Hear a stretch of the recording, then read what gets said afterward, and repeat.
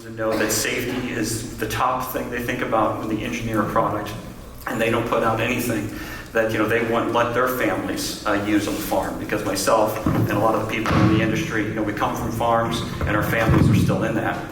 So we have a great selection of panelists to explore that issue from a variety of angles. And so I will let them introduce themselves and say a few opening remarks, and then we'll just kind of kick some questions back and forth between us. I will start with you, Christina. Okay, well, thank you, Nick. So my name is Christina Shoup. I am the Executive Officer for the Occupational Safety and Health Standards Board. I have been working for the board for about 5 years. Prior to that, I was a director for the Independent Redistricting Commission, which was also a very innovative program. And prior to that, my background is in the private sector. I started out in IT back in the 90s. I've worked for Applied Materials, Apple, Intel, and I did business consulting for 8 years. I came to public service because I saw a real need to move forward innovative programs that would change the way that our government programs work, and an opportunity to make them more effective. Now, I thought that would only be for 6 months. It's been about 13 years. But the challenges keep coming, and so the need is still there. And this automated agricultural equipment, there's so much opportunity here, but it has to be done in a very responsible way. And so that's why I'm grateful that we're having these conversations. We'll go with Mike. Michael Miller, California Association of Wine Grape Growers. I'm the Director of Government Relations, and thank you all for coming. I've been with the wine grape growers now for almost 7 years, which surprises me that it's been that long, because this is supposed to be my retirement gig. Before coming here, I worked for 35 years in public policy with the United California Legislature, in the Pete Wilson administration, the Davis administration, working leadership positions in the Senate and the Assembly. And I've always had a focus on public policy, which I brought to the wine grape growers. Our big issue around this issue of automation is precision viticulture and sustainability. If you go up and down this valley, the Monterey AVA, you're going to find growers who have invested significantly in sustainability practices. And a large part of that is environmental protection, it's worker safety, it's marketing your product in a manner that is good for the environment and is sustainable in the long term. A big part of that is autonomy. It's the equipment that's available. It's the use of drones, of robotics to find the place in the vineyard where you have a small issue with maybe it's a disease, maybe it's a leaf roll or something, and dealing with it in isolation versus treating the whole row or the whole block or the whole vineyard. And this technology allows for all of that in a very safe manner, and that's why it's so important to us. And Ben, I just wanted to keep you guessing.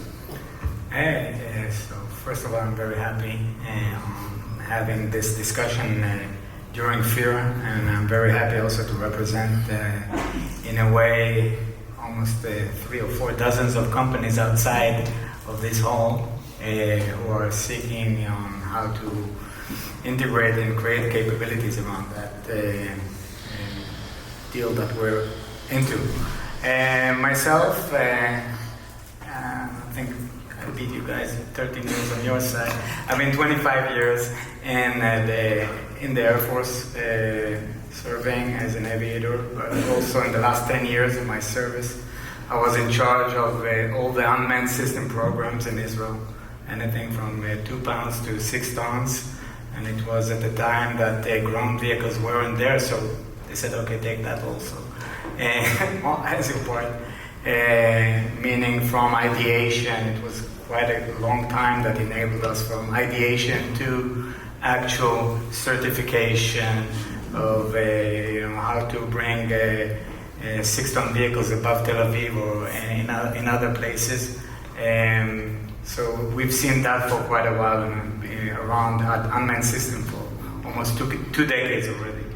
And the last 6 years, Blue White, which I founded along with friends of mine, is dealing with how to create impact through autonomy, how to embrace autonomy in those areas, and how to make sure that we're doing it in, as you said, guys, in a safe way and a long-term procedure that enables us. And what we do, we actually bolt into any type of tractor and transform it to autonomous, understanding that the cost is a huge factor, and we have amazing OEMs who created for the last 2 centuries amazing tractors that are here to stay for quite a long time. And we are taking any type of tractor, transforming it to autonomous in a matter of hours in the assembly lines. And once there we have the ability to operate up to dozens of vehicles in a certain area. So it's different type of tractors, different type of crops, and different type of implements. We focused in permanent crops, where the demand and the amount of labor shortage that we have found it is the highest, and where accuracy is really crucial. So being in environments with no GPS and harsh environments is something, this is our happy place for quite a long time, and the ability to implement it here, this is something that we're doing. And I'm really looking forward for what we will discuss here, basically under my rules of engagement, which are fellowship, love of the land and innovation, and on that part. So this is what you will get from me. Great, thanks. Since this is a regulatory conversation, Christina, why don't you give our audience a kind of a brief overview of where we stand today in the regulation of autonomy? Sure, and Ben, I have to say I really appreciate your saying we're going to do this together nicely, because that really is how the board passes our best regulations. What we do is we have a process in place where we bring everybody to the table. And it's critical that when we're looking at new regulations, we do that from the very beginning. That means we bring labor to the table, we bring the manufacturers to the table, the subject matter experts, and the employers, the folks that are going to be buying these machines. Without that robust engagement, we end up with blind spots, and we really need to avoid blind spots. So right now, we have a couple of different things that we've already done. I like to say there's nothing new under the sun. And having started out in IT, I know that IT people hate that because everything you do is brand new and exciting. But there really is a purpose to not reinventing the wheel. We want innovation, but we also don't want to waste our resources. And so when we're talking about the regulatory landscape specifically, this is not the first industry. Agriculture is not the first industry to see a major ramp up in technology that requires adjustment for regulations. We have a very robust program with the elevator unit. Elevators, if you're not familiar with them, they update the technology on those things every single year.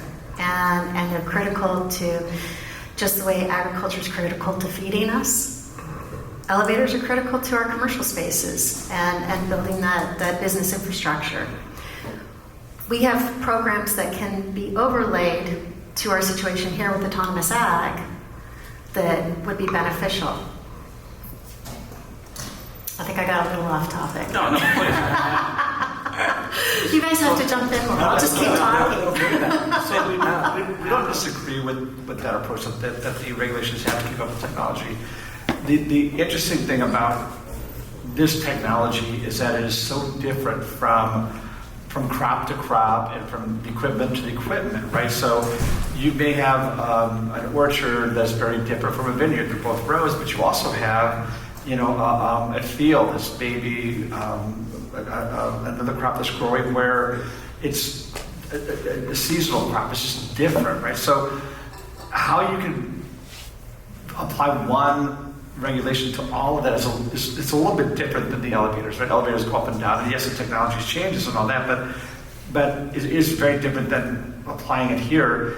And the thing about this one too that is unique is that it is changing all the time, to your point, right? It's ever evolving, but it's also in weight of the whole big picture of the universe we live in, right? We want for us, the wine grape growers, we want a safe environment in our vineyards. So we want to make sure that we're not overusing pesticides. At the sustainability ranking, we have a green, yellow, red ranking of pesticides. You don't use the reds unless you absolutely positively have to.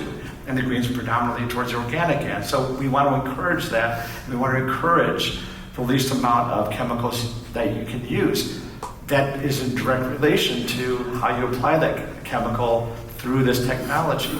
So while an elevator goes up and down, this applies across a broad spectrum of public policies where there's a benefit to that we have to look all together and say, how do we achieve environmental safety using current technology in a way that is safe for workers? And it all has to be considered in relationship together. And that's what I think is a little bit of the challenge that we have in this arena, because if we look at it just in one section of Title VIII of the Workplace Safety Standards, we're missing the big picture. And that's a really difficult conversation to have because there are so many moving parts, but it's critically important, I think, to our growers.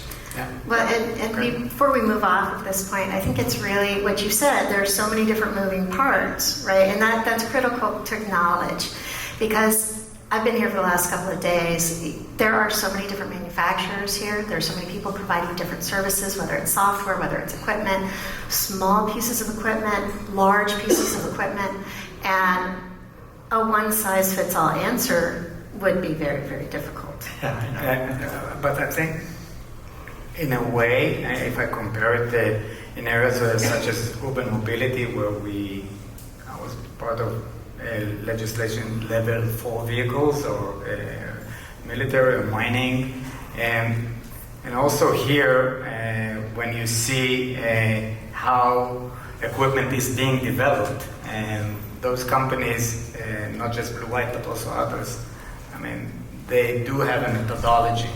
There is a concept, there is a system engineering behind it, talking about redundancies, talking about the ability to understand what has happened, collect data, having your black box, having the ability to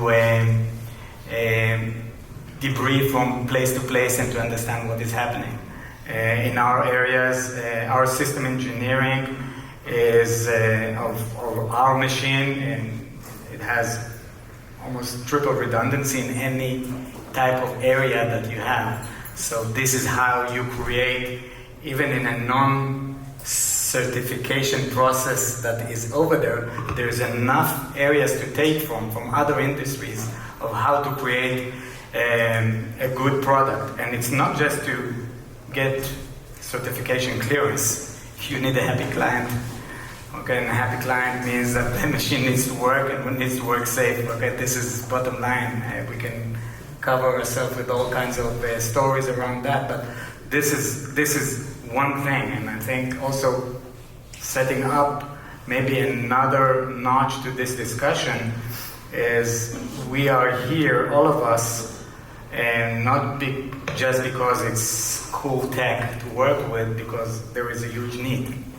There's a huge need that we're dealing with around here of, I don't know, just got information a few days ago, there are 30,000 tractor drivers needed, and there are 15,000 applicants in California. In Washington, it's far worse. In Europe, it's dead. My kids don't know how to press a clutch. Okay, I don't know who knows how to drive a tractor. So it's not just driving a tractor; it's also doing it correctly. So the need part is huge. So I don't disagree with that, but I would call that, I would refer to that more as labor change. Yep. And that's why it's so vital to engage with labor representatives in this space.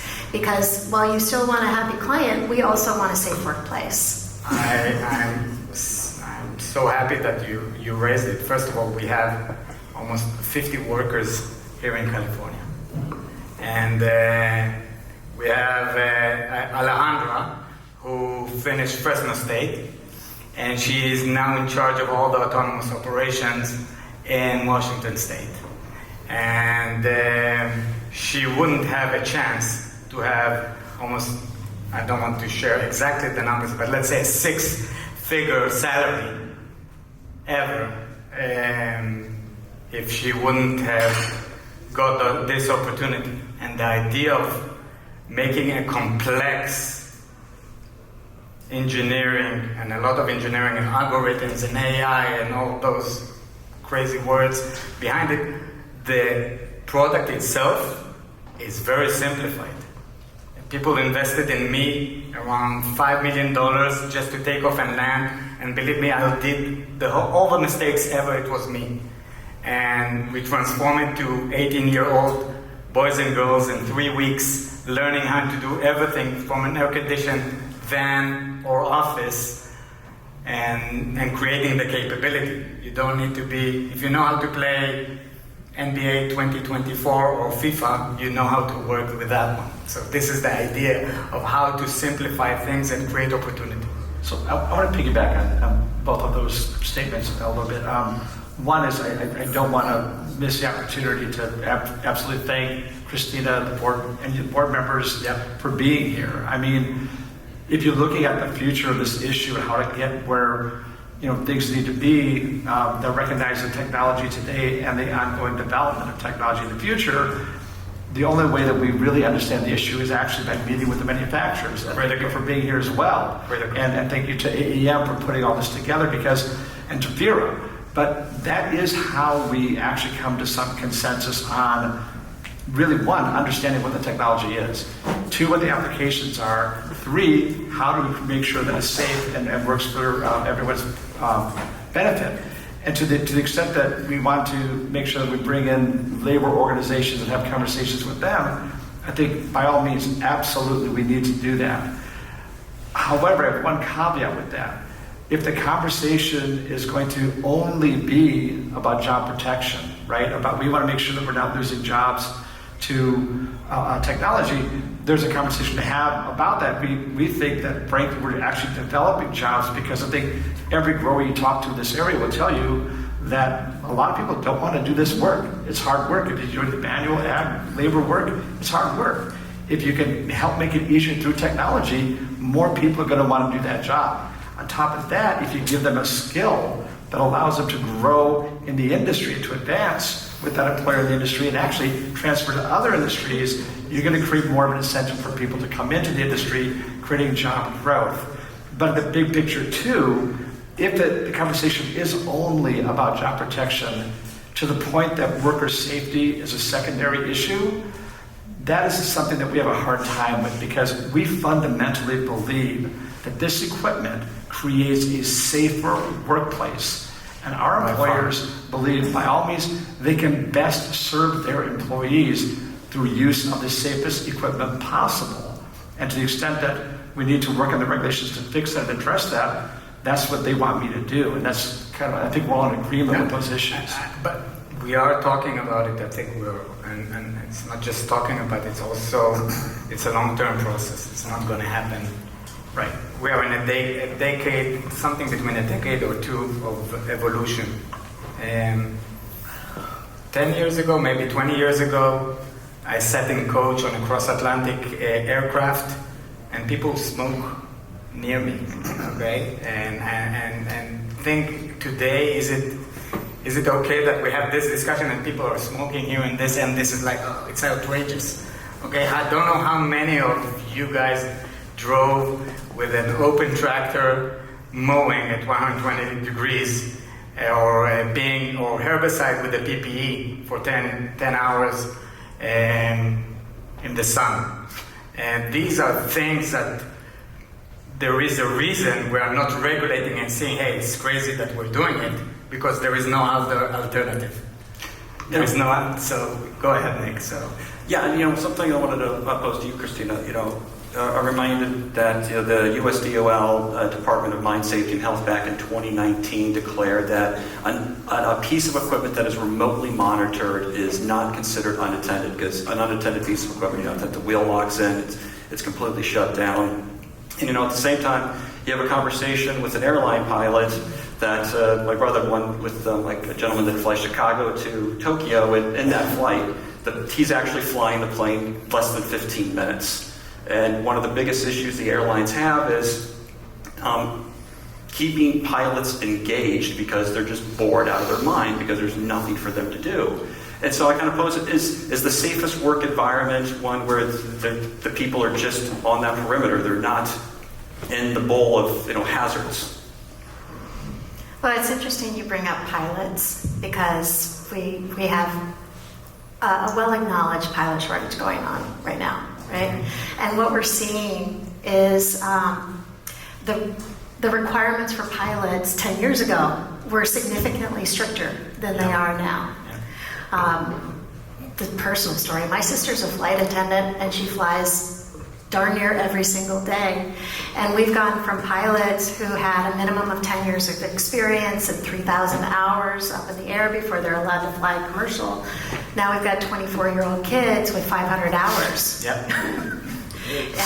And that is what happens when there's pressure on a system. And part of our role as a regulator is to make sure that the pressure on the system doesn't result in injury. It doesn't result in increased hazards for our workers. There's always a lot of pressure in an innovative space because there's pressure to get to market. There's a pressure to be first, to be better, to be more marketable. And I saw this myself when I started out my career. I've frequently said that the quality control dropped dramatically as the market pressures increased. And what we're looking for in California is a long-term solution. We're looking for something that will meet the needs of this new work environment, that will allow farmers to be successful, that will allow manufacturers to put a safe product out, because, Ben, I wish everybody was committed to safety the way you are. But we all know that there are good actors and bad actors. No, I totally agree that it should be monitored and should be transparent. And yes, there will be, for sure, just like in any society, people who cut short or take the wrong corner, and this is why we need to look at it. I'm very glad that the ecosystem itself knows what it should get in a way. So it's a healthy ecosystem, meaning growers are not willing to accept safety and hazards. They had enough of that. So in a way, I think the ecosystem, and also the ecosystem of developers, or the AAM, you guys, we are talking, and everything this is the way to do it. So this is how I'm looking at it. It's not just California. I'm looking at myself as a global company. I do feel that California, in a lot of places, is a compass for others, and this is why it's a good thing. But we also see that others are in pressure just to run and do it fast. So in a way, to wait for, okay, so what should be the development that is needed? Or what should I put a black box or not? I have a black box, okay? Because I think we should have. But should we have a black box or not? Just let's start talking about, because time is of essence. I am optimistic that we are doing it in that way. And so this is what I have on that part. So I think we are totally in agreement in that area. We'll see what happened in mining, and automation is an example. Mining used to be the most hazardous place, and now ag took first place in a way, because we see the big companies embracing more and more automation. Automation creates safety, okay? We don't buy a car today without ADAS of some kind. We just don't buy it. And moreover, the regulator said you cannot create a car without ADAS capability. So I believe we are approaching there. It's not something to be a pioneer, whether it's from the government, whether it's from as an entrepreneur, or even as a client. It's not for people who are risk adverse, okay? And we need to deal with it, okay? It's our shift to deal with it. So I think also in this whole conversation, you have to have a bit of a view of a risk assessment, right? So what is the risk, right? So we look at it with our partners in Fresno State, Cal Poly, San Luis Obispo, UC Davis, other schools, community colleges as well. They're already looking towards the future of ag and how they need to train their students to meet the demands of the future workforce. So there's already some move already going to make sure that people are prepared to operate this kind of equipment and that they are well positioned to have a career in agriculture. You know, my daughter, she's 14 years old, 8th grade, she's studying American history. And last night I was helping her prepare for a test that she has tomorrow, and we were going through some things. And one thing that just jumped out to me was at the Battle of Lexington, I believe it was, or maybe Yorktown, how they described it was they described the colonists made up mostly of farmers, right? Fought the British in a bloody battle and helped turn the war and created independence for this country. The time when farming was revered and people really wanted that is different now. In public policy discussions in Sacramento, there's a bit of a stigma that we all suffer in agriculture. People look at the bad actors, and there are bad actors, there's no question about it. But a lot of policymakers look at the bad actors as the norm versus the exception. And so we constantly have to work hard at making sure that people understand what real agriculture is and what you all do for a living and what you contribute to not only your communities, but to the state, the country, and the world. And part of that, too, is working with the future of ag and making sure we have people coming into agriculture and embrace it in the generational way that you do. And I think that's just a critical part of the conversation. But in the risk assessment part of it, is when you look at the risk in a vineyard, in a orchard, it's very, very different than if you're looking at an autonomous taxi on the streets of San Francisco, or if you're looking at a big semi-truck rolling down I-80. That's a very different conversation. And we're not weighing into that, and that's not the part of the conversation today. But in doing the risk assessment of what is needed, that has to be part of it, right?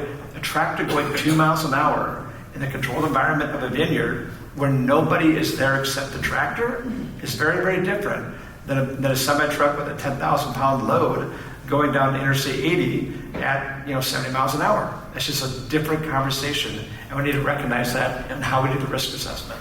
Yeah. And Nick, if you don't mind, you're right on with the risk assessment, but it's critical to not be making those risk assessments without a full picture. Absolutely. A 360-degree picture. And so what we saw in mining and tunneling in California is that the successful construction managers have introduced automated mining and tunneling equipment, but they've done so in partnership with the folks that are working in that environment to help identify those risks. You and see that mitigate it them. works differently in ag, or this is how? No, I think that it's absolutely critical for that to be a piece of our risk assessment for ag, for automated equipment in ag. We need to open up the audience here for questions, but I'll just kind of make 2 points of, we brought up mine and some other things. We can say that I believe it's around 90 million miles have been traveled with autonomous mining trucks, and there hasn't been one single human lost of time due to injury or anything of that nature. And, as I view it, ultimately, autonomy is just another tool in the toolbox, and bad actors will abuse whatever tool they have in the toolbox, and that's why they need to be held accountable by such agencies as yours. So let's go. We need to get to the audience for questions.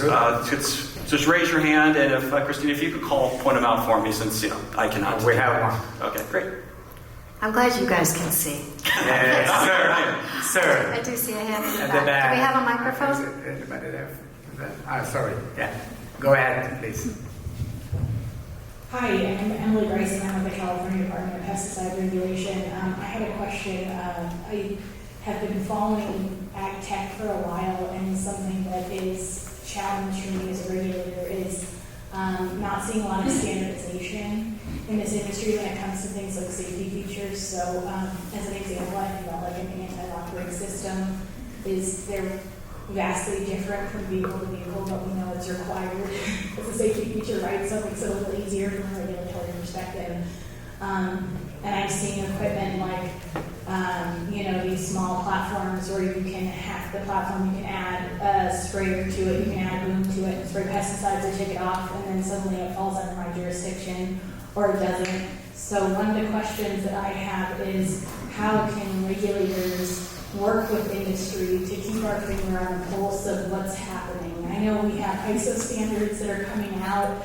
I've seen those ISO standards. They're not required by law in the U.S. They are in other countries, so that's another challenge. But small startups may not be aware of those standards even. So how can we, as regulators, kind of connect with industry to ensure that we're aware of the different technology that's out there, of technology coming down the pipeline, and of what safety features are built into that?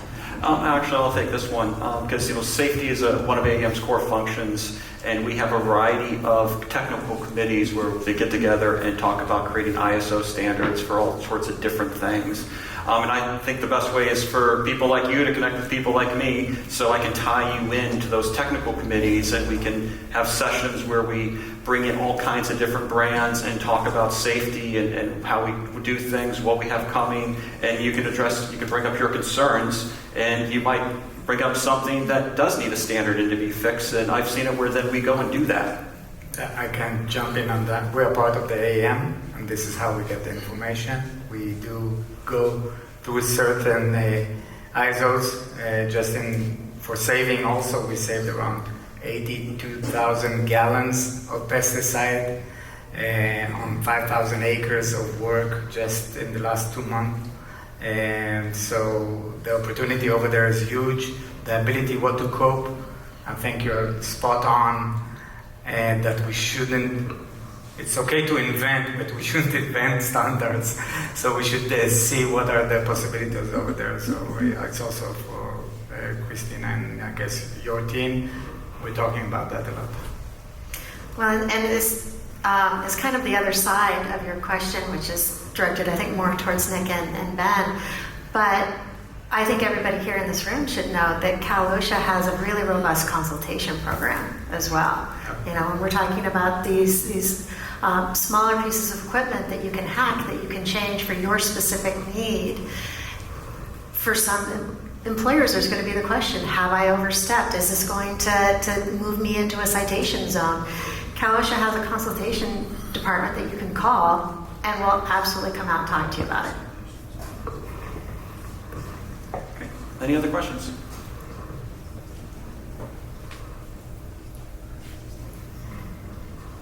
I don't see any hands. No, we don't. Okay. But if it's okay, Nick, I would be happy to just say that we're also working with AgTech, which is also great to work with, and also with F3, talking about how to create new jobs and what intrigues whether it's students or potential workers to work, and what makes them fearful of working in ag.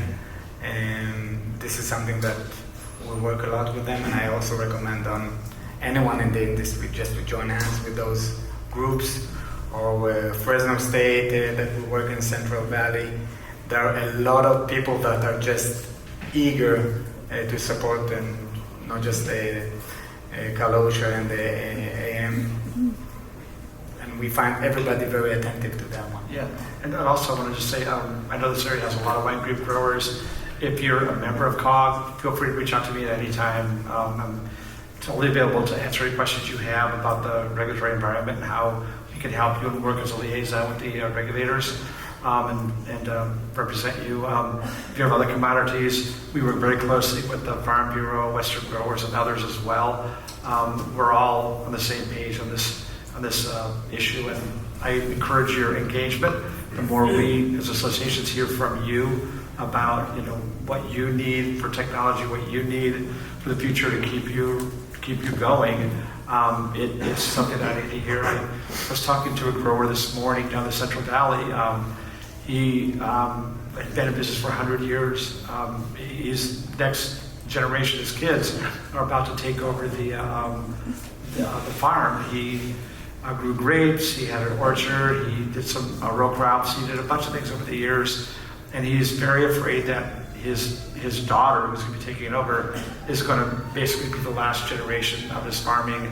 I mean, I grew up in the Midwest. My uncle had a farm in South Dakota. I worked every summer, in his farm, driving a tractor at 13 and 12 years old. Don't tell anybody. It was probably illegal, but we did it because that's what you did in South Dakota in the 70s. So I have a personal affection for the industry, and I encourage you to stay involved and be active. We need to hear from you. Christina, kind of closing remarks? Yeah, absolutely. The thing that really attracted me to the Standards Board initially was its values. This board, our board members are here today, our staff are here today. They're building a body of knowledge around this. I think that a lot of time government gets a bad rap for being folks in an ivory tower who are not educated about what's going on in the real world, boots on the ground. And this board in particular it's made up of not just management, but also labor representatives, and also occupational health and occupational safety. And when we say we encourage people to come to our board meetings, we encourage you to engage, and we encourage you to reach out and talk to staff. That's when we pass regulations in California, these are laws. And we in particular at the Standards Board know how critical it is to make sure that they work, that they're feasible, that they're reasonable, and that they're enforceable. And we do that by engaging with you. Great, thank you. May I ask a question? Oh, yeah, please, you have time. Well, I hear a lot of talk about collaboration, interest, evolution in technology and information, but at the end of the day, the way the Standards Board works is to eventually set up an advisory committee with both management and labor representation. If one were to identify labor representation for the Standards Board Advisory Committee, who would that be, since there are a lot of players in this field? I recommend working with the California Farm Worker Foundation. Obviously, we'd work with anybody in labor on this issue. We wouldn't exclude anybody. We wouldn't feel that we'd want anybody excluded, but I think you want a group that is predominantly focused on worker safety, and that's got to be the job one part of the conversation. So I wouldn't really exclude anybody, but I think we all need to focus on worker safety in those conversations. That's all I would want to add to that. Maybe if I could just add my closing remark on that one is that first of all, I'm very humble and also blue-white humble on playing such a role in a world that is really changing and being part of it. And I hope everybody is excited about what we are really doing here, all of us together. Transparency, fellowship, integrity are crucial in order to process and grow forward, all of us together. And also, on a note, robotics can make agriculture sexy again, but I think it can also make agriculture safe again. So this is how I look at it. Yeah, and in conclusion, I'll end on something that has nothing to do with safety, and that for my personal excitement about this technology is just what it can mean for diversity and inclusion. I mean, the only reason I can do my job today is because of the technology on my iPhone that was developed, not far from here. Yeah. I actually had a member of Congress, this awkward moment, point out to me that in his day, the only job a blind person could have was selling pencils off the street. And running my family farm is simply not an option for me. It's just not possible. But in the future, almost regardless of your physical abilities, you probably will be able to be a farmer. And to me, that's personally exciting.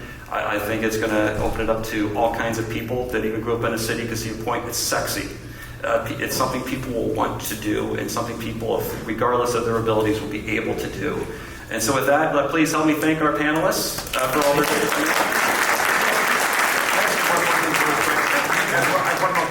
Quick comment. As we mentioned, all of us work with the board extensively on a variety of issues, and I have a personal comment to make. Christina Shoup is leaving the board and going to work in a new position in the Central Valley. I have known Christina in my position for 7 years now, or whatever it's been, working on this issue and other issues, and I've always found her to be a person of great integrity, upright honesty, We don't always agree. We frequently don't agree. And that's okay. But the thing is she does her job well. She serves her board. Most importantly, she serves the public. And I personally want to say thank you for your work, and you will be missed at the board. Give her a round of applause. Thank you, Mike. I appreciate that. What he neglected to tell you was that I'm not going very far. I'm going to the water board. So you'll still see me around. So don't be controversial. Cheers, guys. Thank you.